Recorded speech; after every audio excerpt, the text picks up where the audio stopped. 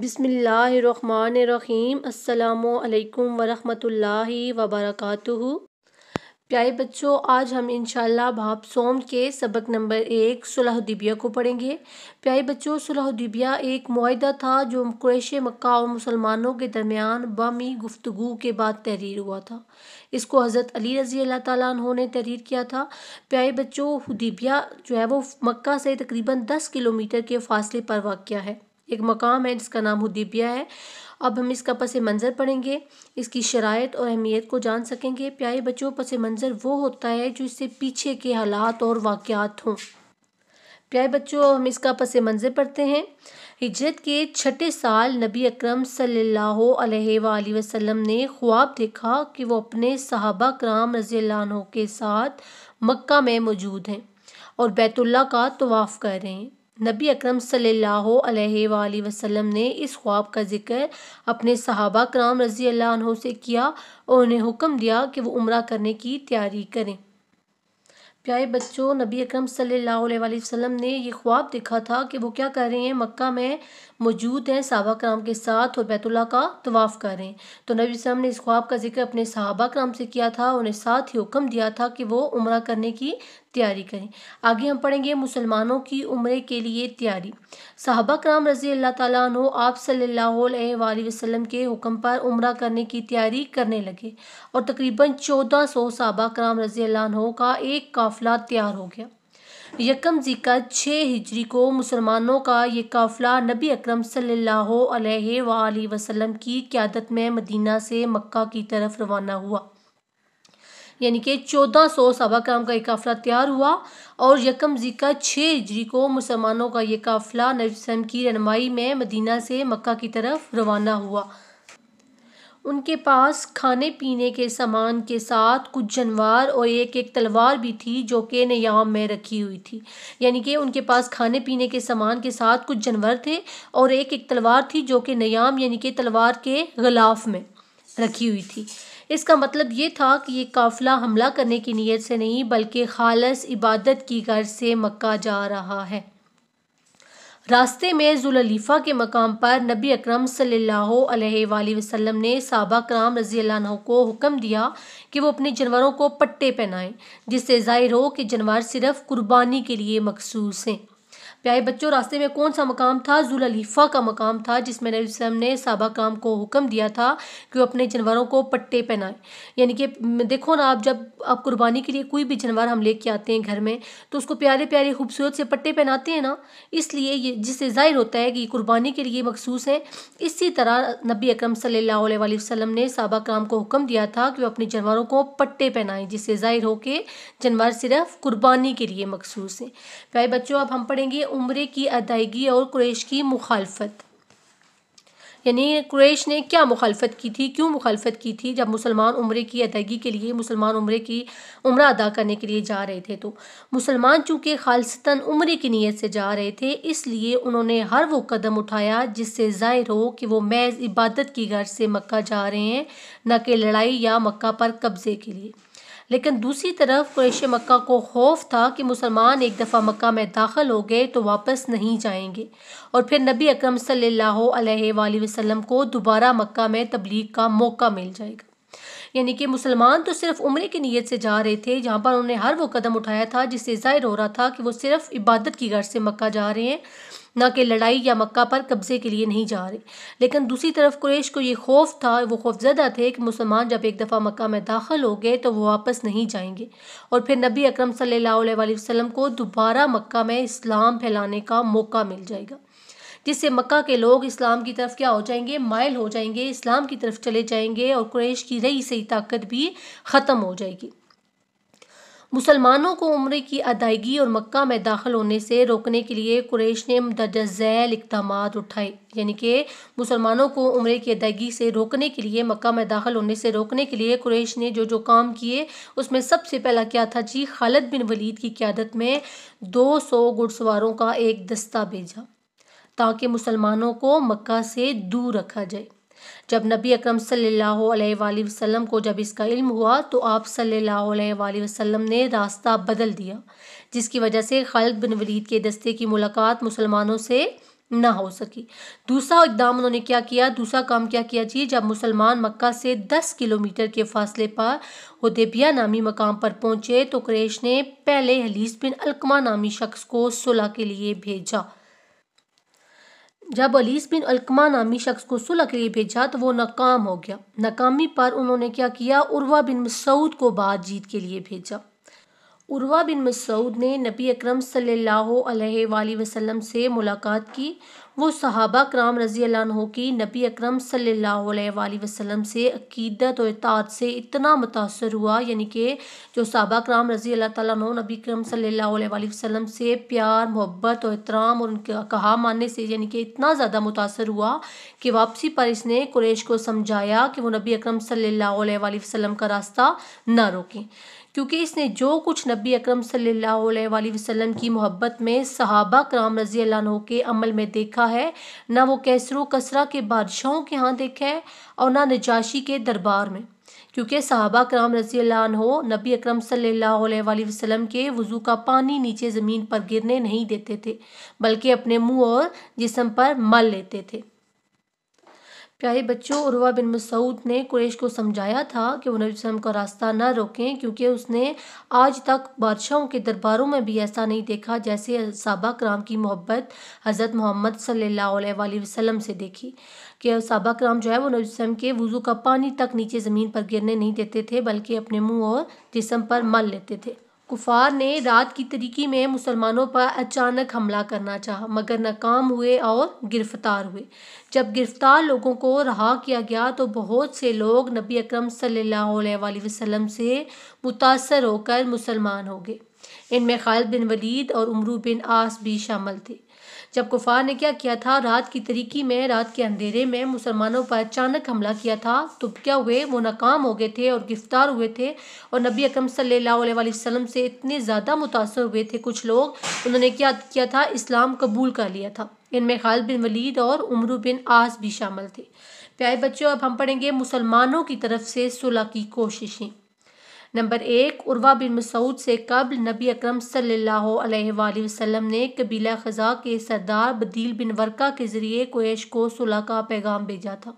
یعنی جب قریش نے عروہ بن مسعود کو بھیجا، اس سے پہلے نبی اکرم صلی اللہ علیہ وآلہ وسلم نے قبیلہ خزاع کے سردار بدیل بن ورقہ کے ذریعے قریش کو صلح کا پیغام بھیجا تھا کہ وہ لڑنے کے لیے نہیں آئے بلکہ عبادت اور عمرے کے لیے آئے، لہٰذا آؤ ایک مدت کے لیے صلح کر لیں کہ ہم آپس میں نہیں لڑیں گے، ورنہ ہم دین کے معاملے میں اس وقت تک لڑنے کے لیے تیار ہیں جب تک کہ ہماری گردنیں ہمارے جسموں کے ساتھ قائم ہیں۔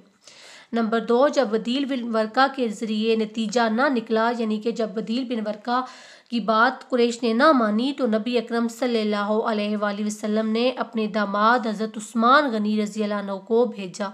وجہ یہ تھی کہ حضرت عثمان رضی اللہ عنہ کا خاندان بنو امیہ مکہ میں اثر و رسوخ رکھتا تھا، اور پھر تجارت کی وجہ سے بھی حضرت عثمان غنی کا ایک نام تھا۔ لیکن کافروں نے حضرت عثمان غنی رضی اللہ تعالیٰ عنہ کو روک دیا اور کہا کہ صرف وہ عمرہ کر لیں، باقی مسلمانوں کو عمرہ کرنے کی اجازت نہیں دے سکتے۔ حضرت عثمان غنی رضی اللہ تعالیٰ عنہ نے نبی اکرم صلی اللہ علیہ وآلہ وسلم کے بغیر عمرہ ادا کرنے سے انکار کر دیا۔ پیارے بچوں، اب ہم پڑھیں گے حضرت عثمان رضی اللہ تعالیٰ عنہ کی شہادت کی افواہ اور مسلمانوں کا رد عمل بیعت رضوان، یعنی کہ حضرت عثمان رضی اللہ تعالیٰ عنہ کی شہادت کی جھوٹی خبر اور اس کے بعد مسلمانوں کا رد عمل۔ مسلمانوں نے اس کے بعد کیا کیا؟ بیعت رضوان۔ جب حضرت عثمان غنی رضی اللہ تعالیٰ عنہ واپس نہ آئے تو مکہ میں یہ افواہ پھیل گئی، یہ جھوٹی خبر پھیل گئی کہ کافروں نے حضرت عثمان رضی اللہ تعالیٰ عنہ کو شہید کر دیے۔ اس پر مسلمانوں میں شدید ناراضگی پھیل گئی، کیونکہ سفارتکار کو قتل کرنا آداب قانون کے خلاف تھا۔ چنانچہ انہوں نے حدیبیہ کے مقام پر ببول کے درخت کے نیچے نبی اکرم صلی اللہ علیہ وآلہ وسلم کے ہاتھ میں ہاتھ ڈال کر یہ عہد کیا، یہ وعدہ کیا کہ وہ حضرت عثمان غنی رضی اللہ عنہ کی شہادت کا بدلہ لیں گے۔ اس بیعت کو بیعت رضوان کہتے ہیں، اور وہ درخت جس کے نیچے یہ بیعت کی گئی اسے شجر رضوان کہتے ہیں۔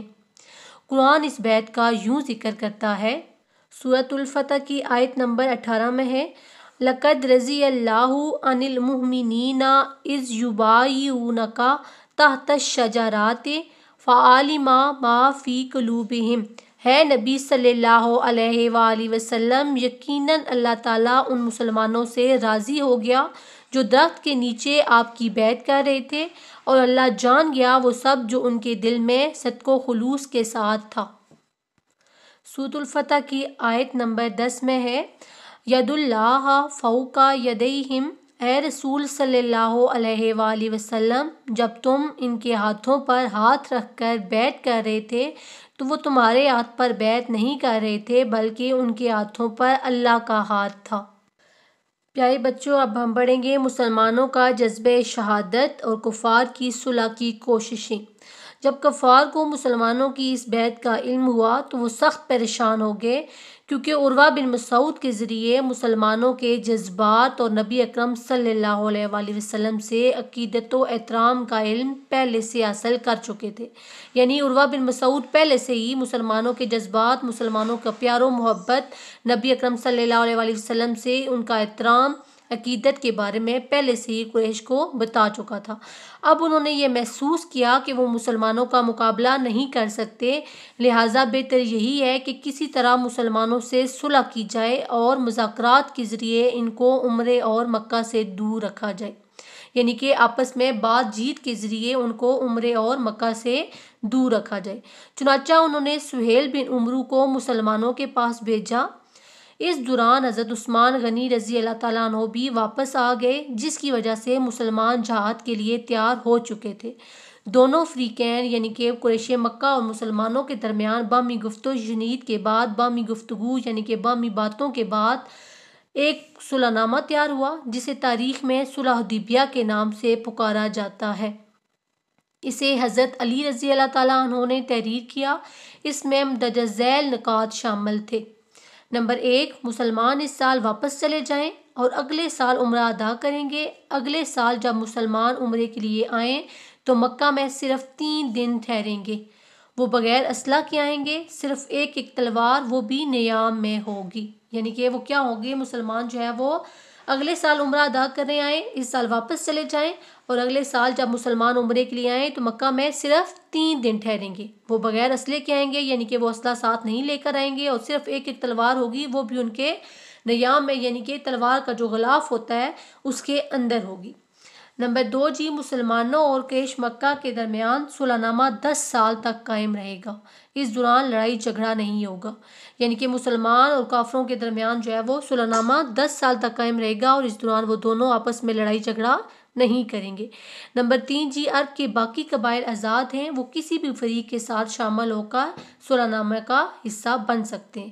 یعنی کہ جو عرب کے دوسرے قبائل ہیں وہ آزاد ہیں، وہ قریش مکہ کے ساتھ بھی مل سکتے ہیں اور مسلمانوں کے ساتھ بھی، وہ جس کے ساتھ چاہیں اس کے ساتھ مل کر صلح نامے کا حصہ بن سکتے ہیں۔ نمبر 4، اگر کوئی شخص مکہ سے بھاگ کر مدینہ جائے گا تو اسے واپس کر دیا جائے گا، لیکن اگر کوئی شخص مدینہ سے بھاگ کر مکہ آئے گا تو اسے واپس نہیں بھیجا جائے گا۔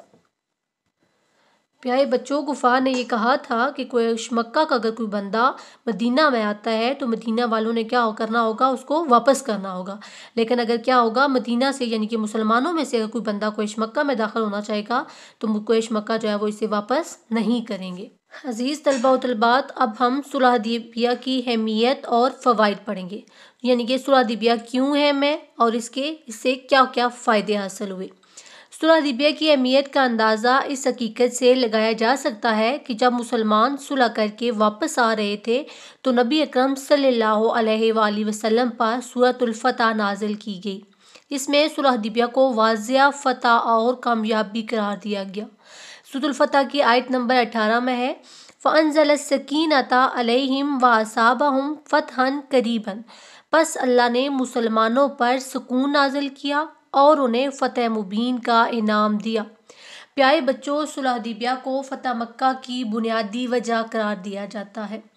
اس صلح کے ذریعے مسلمانوں کو جو فوائد حاصل ہوئے، یعنی کہ مسلمانوں کو جو فائدے حاصل ہوئے وہ مندرجہ ذیل ہیں۔ نمبر 1، مسلمانوں کو موقع مل گیا کہ وہ آزادی اور سکون کے ساتھ تبلیغ اسلام کا کام جاری رکھیں۔ یعنی کہ مسلمانوں کو یہ موقع ملا کہ وہ آزادی اور سکون آرام کے ساتھ اسلام کو پھیلائیں، اسلام کی تبلیغ، اسلام کی اشاعت کا کام جاری رکھیں۔ نمبر 2، پہلی دفعہ قریش مکہ نے مسلمانوں کی الگ حیثیت کو تسلیم کیا، کیونکہ صلح ہمیشہ مخالف فریق سے ہوتی ہے جس کی حیثیت کو آپ تسلیم کرتے ہیں۔ یہ پہلی دفعہ قریش نے کیا تھا، مسلمانوں کی الگ حیثیت کو، مسلمانوں کی ایک الگ حیثیت ہے، اس کو تسلیم کیا تھا، کیونکہ کیا ہوتی ہے، صلح ہمیشہ کس سے ہوتی ہے؟ جو مخالف فریق ہوتا ہے اسی سے ہوتی ہے۔ نمبر 3، بہت سارے قبائل مسلمانوں کے قریب آ گئے اور انہیں اسلام کو سمجھنے کا موقع ملا۔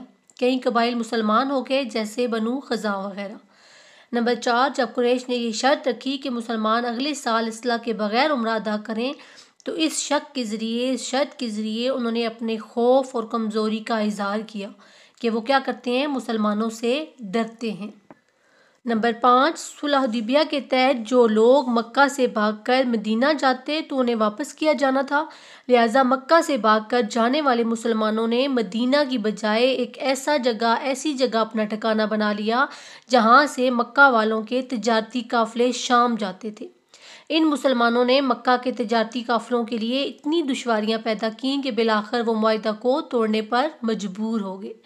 دوسری طرف مدینہ میں کوئی ایسا شخص تھا ہی نہیں جو اسلام اور نبی اکرم صلی اللہ علیہ وآلہ وسلم کو چھوڑ کر واپس مکہ جاتا۔